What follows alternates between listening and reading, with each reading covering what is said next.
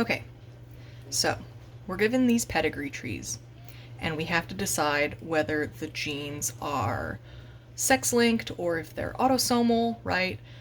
So Y-linked, X-linked recessive, X-linked dominant, autosomal recessive, right? Autosomal dominant. And what we do with these types of problems is we often have to make an assumption and then test if that assumption is true.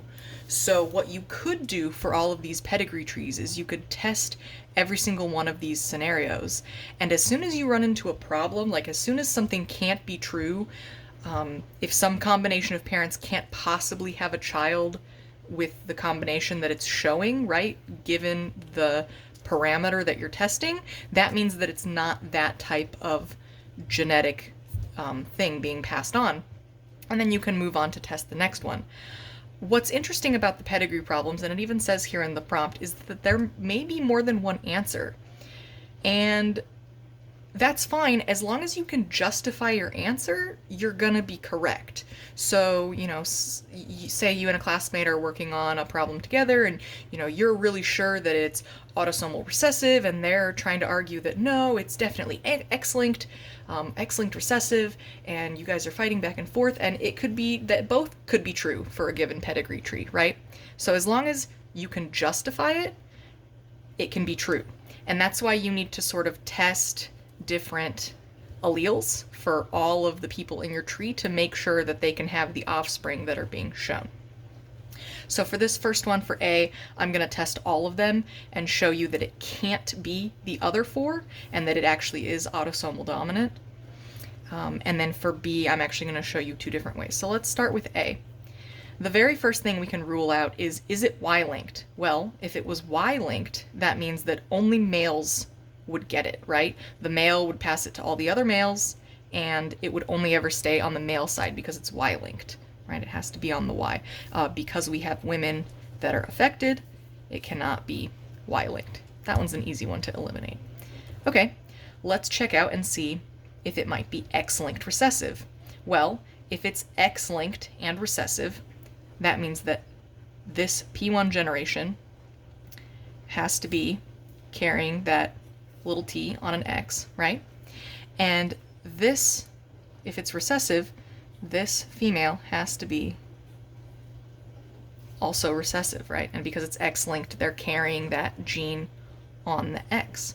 Well, if this is the case, that means that every single one of their offspring would be showing the trait, right? Because if they were getting this X with the little t from grandpa, it would be a girl, right? Because then she'd be getting either one of these from grandma. She'd definitely be getting this from grandpa and definitely be getting one or the other, right? They just happen to both be the same. But we have two females that are unaffected.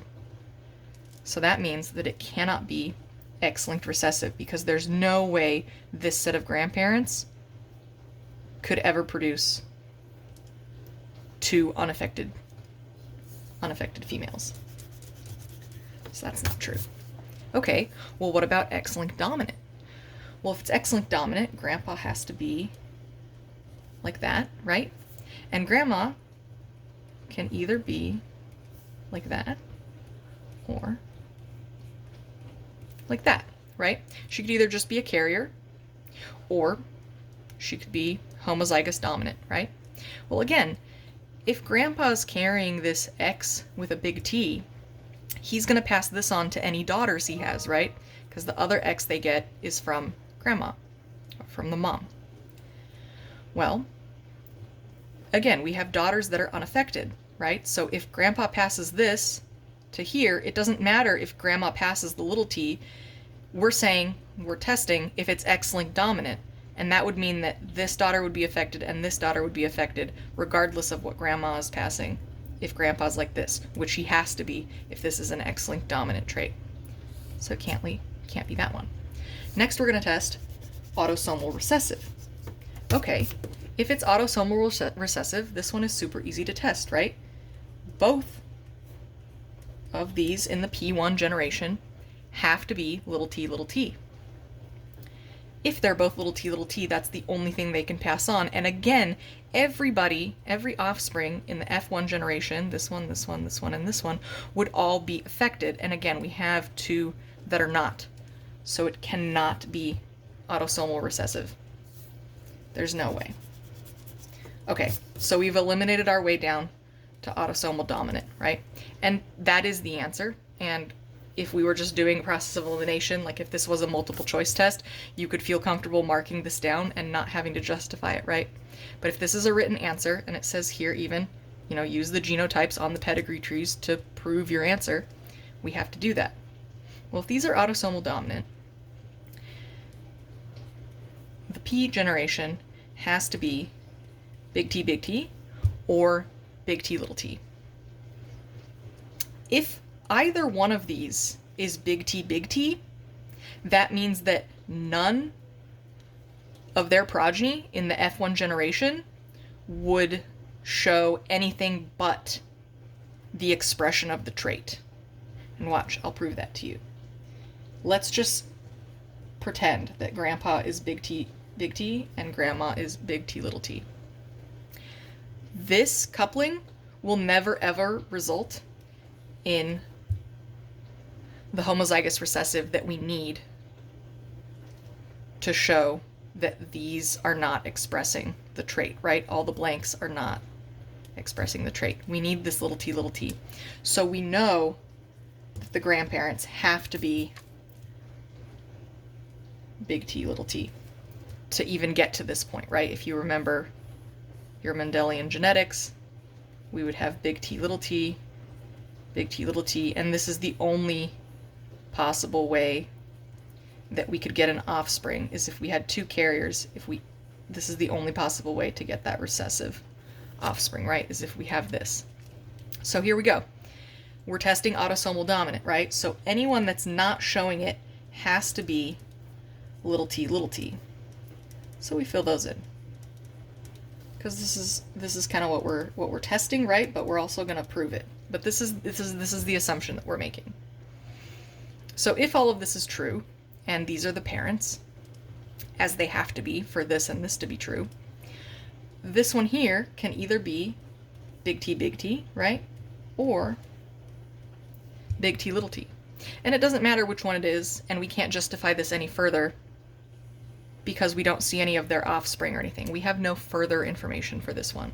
So it's perfectly fine to leave it like this, because it doesn't matter. We just know that they're expressing the trait, so they have at least one big T. And that's fine. Sometimes professors maybe will have you write it with like big T and a blank or something like that. It doesn't matter. It's either one. Okay, well, what about this offspring? This is an offspring of the original P generation still. Well, again, it's showing the trait, so it can either be big T, or big T little t. But we see that they have an offspring with little t. And for them to have an offspring like this, they have to be a carrier, right? If they were big T, all of their offspring would be showing the trait, and this one offspring is not. So they had to have gotten a little t from this parent. And so that's the justification there. This one, this square, this male, has to be big T little t. And then if all of these are getting at least one little t from the mom here, these ones have to be big T little t, because they are expressing the trait, right? And it's autosomal dominant. And so this works. This is justified. You can make a case for all of these, right? And the only one here that you're not sure whether or not it's big T or big T little t is this one, but it doesn't matter because they're not showing any offspring or anything. So the answer to the first one is autosomal dominant. Okay, what about B? Well, you could go through all of them again and test every single one, right, and try and justify it, but as we go through more and more of these problems, you can start seeing sort of patterns and links and remember sort of things that work and things that don't work, right? Here, not only do we see something affecting males predominantly, right? There's no women affected. We also see something that's skipping a generation. And we've kind of been told things about that, right?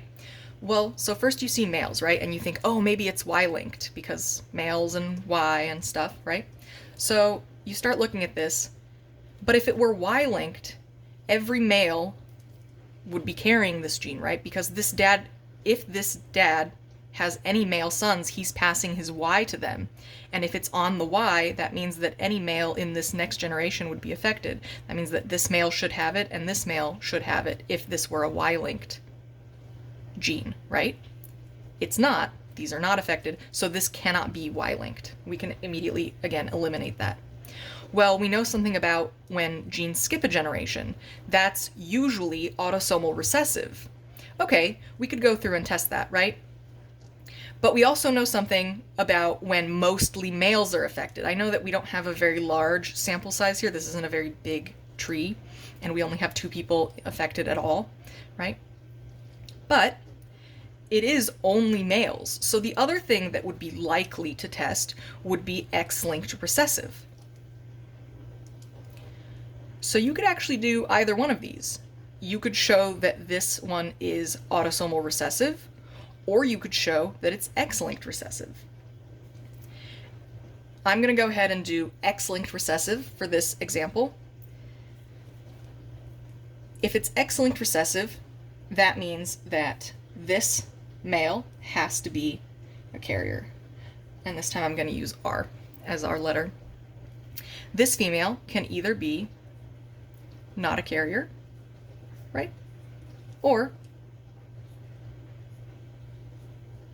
she can be a carrier. It doesn't matter. Either way, she's not expressing the trait, right?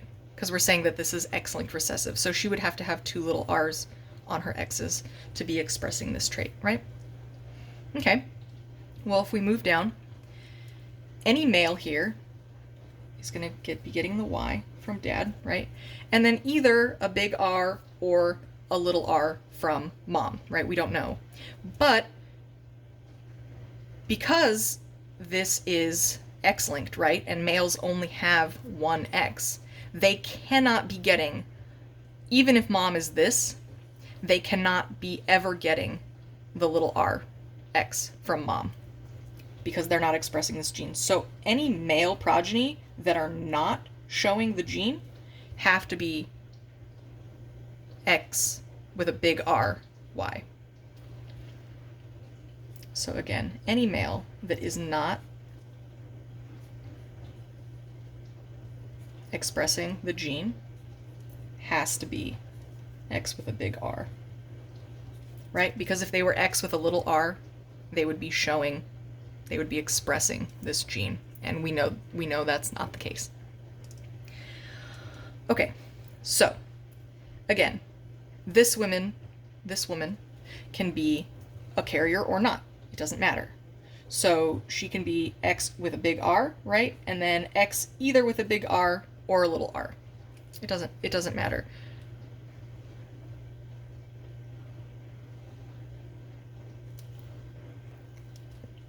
But because we know that the only thing she can get from her dad is X with a little r, we know that she has to be getting X with a big R either from this gamete formation, right, or this gamete formation from grandma.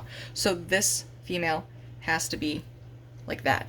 Same with this one, right? She has to be a carrier because the only thing she can get from her dad is the X with the little r. So she has to be getting an X with a big R from her mom to make up for that, right? Because again, it's recessive, right? Okay, so now here, again, this female can be X with a big R and X something. Either a big R or a little r. It doesn't matter if she's a carrier here, right? Because they can pass their big R's to the daughter, right? Or the little R's to the daughter. It doesn't matter. But dad here is going to pass his big R linked on his X, right? And then it doesn't matter what mom passes. She can pass the little r, she can pass the big R. The daughters aren't going to show it because they already have that big R X from dad. So these ones can be whatever. Those don't matter. But this is all justifiable so far, right? And again, here, we get down to a male. We know he has to be X with a little r, Y. So that means that one of these parents had to have passed a little r to him. and we know that mom is a carrier. So that's where the little r came from. That's justifiable, right? That could happen. And then they got their y from dad. Totally fine.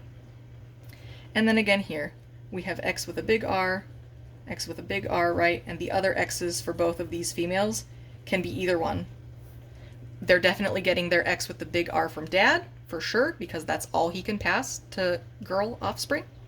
And then they're getting either one of these from mom. And it doesn't matter which one. Either way, they're not showing the recessive. They're not going to express the gene. And they don't. And this is all, again, this is justifiable. You could do this same example for autosomal recessive. I'm not going to do it here, but you could call this little r, and this one big R, or big R, little r, and you could make a lot of these same justifications. So this is a case where either autosomal recessive or X-linked recessive would be the correct answers.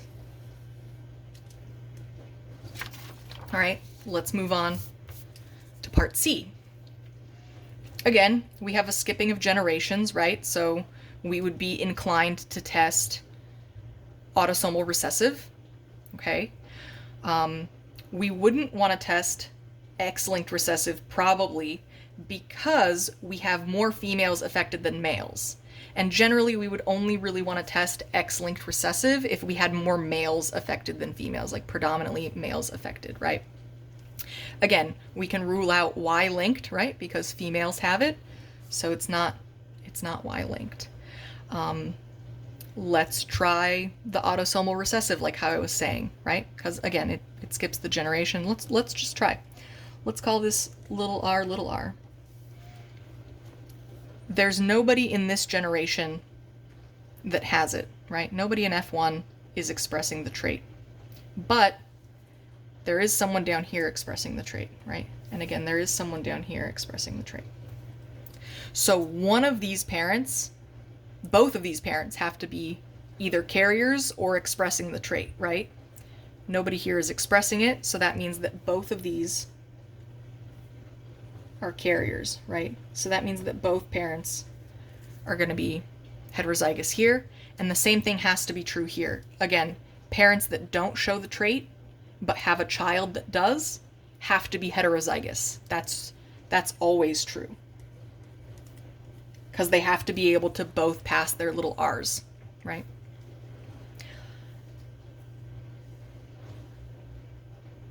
And again, this parent, it doesn't matter. They can be big R, or big R, little r.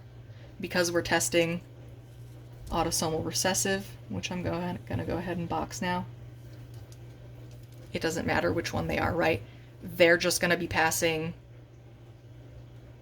one of their big R's, right? If it's this one, it's going to be either one. And if it's this, if this one's this, they're going to be passing their big R, right, to this one's little r.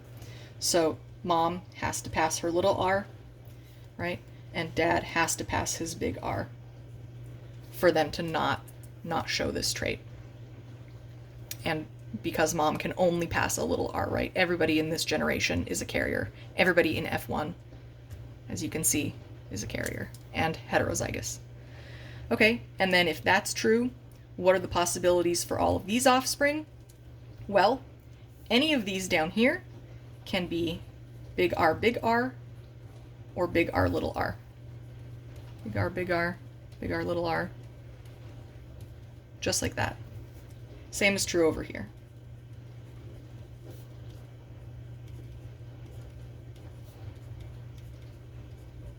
Right? And if you don't believe me, again, what's your Mendelian cross here? If we're doing these parents, right? It's dad here, mom here. What are the possibilities? RR, right? RR. And look at that. They're all possible, right? The recessive is possible, dominant, homozygous is possible, and heterozygous is also possible. And it doesn't matter, right? We don't have any more information on these. We don't see any of their children, so we can't go any further in these justifications. So again, it's totally fine to leave these as this or this one, right? And the rest of it makes sense, and it tracks. So I would call this one autosomal recessive.